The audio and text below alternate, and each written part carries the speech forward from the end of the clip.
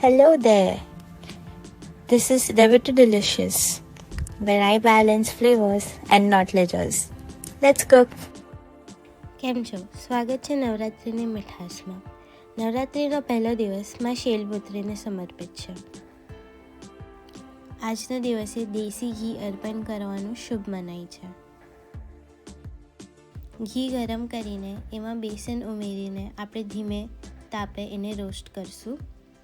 આ પ્રોસેસથી બેસનમાં જે પણ કડવો સ્વાદ હોય એ દૂર થઈ જાય છે.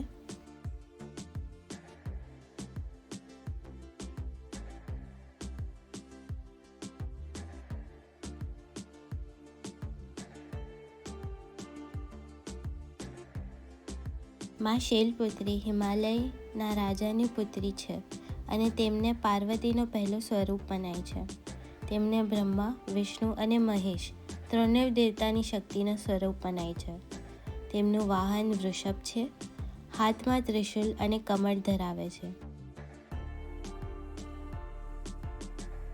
નવરાત્રિના પહેલા દિવસમાં માને શુદ્ધ દેશી ઘીનું અર્પણ કરવો પવિત્ર મનાય છે, કારણ કે ઘી શુદ્ધતા અને સમૃદ્ધિનો પ્રતીક છે. તેથી આજે આપણે ઘીમાં તૈયાર કરીશું બેસનના લડ્ડુ.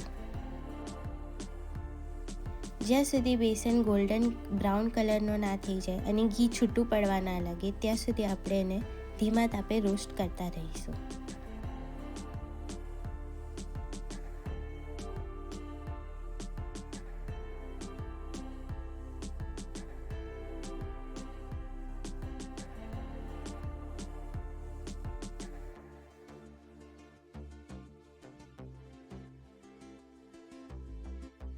હવે 2 ચમચી પાણી ઉમેરીશું.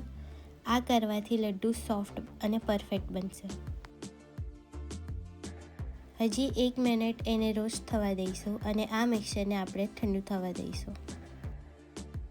હવે ઠંડા થઈ ગયા મિક્સરમાં આપણે પાવડર્ડ શુગર એડ કરીશું.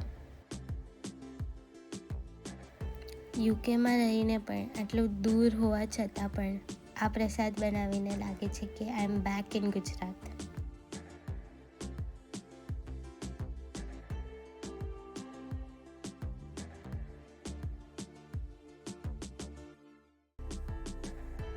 લડ્ડુનો ગોલ આકાર એકતા દર્શાવે છે. આ લડ્ડુમાં શૈલપુત્રીને અર્પણ કરીએ, સાથે પ્રાર્થના કરીએ કે આપણા ઘરમાં શક્તિ અને સુખ શાંતિ સદૈવ બની રહે.